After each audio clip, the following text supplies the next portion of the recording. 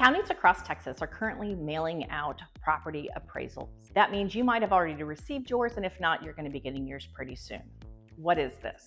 This is the county telling you what they value your property at, and this is the value they're going to be using to calculate your property taxes at the end of 2024. So this is a great time for you to look at that value and see if you agree with it or not.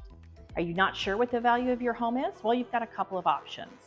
One, you could call your trusted realtor and ask that person to run you a comparative market analysis. And that'll tell you some of the values of homes in your area that are similar to yours.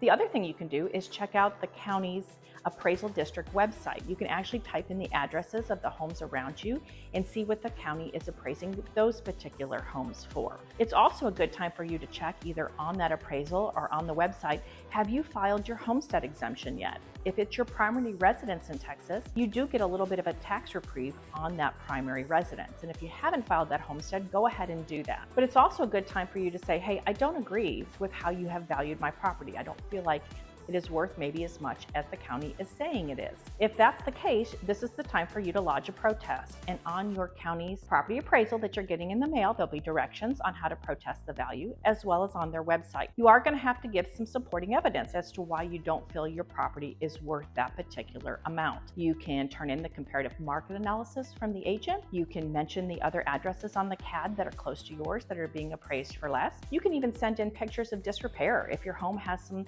legitimate things that are causing it not to be worth as much. If this is the first year you've owned your home, then this is the best time for you to lodge that complaint. Once you actually establish your homestead on the house, the county isn't allowed to tax you more than 10% of the current appraised value. So the home could maybe be worth more than 10% than it was last year, but you're only going to be taxed on a 10% increase. Either way, first year you've owned the home or the 10th year you've owned the home, this is the time to look at that appraised value and lodge a protest if you don't feel it is correct.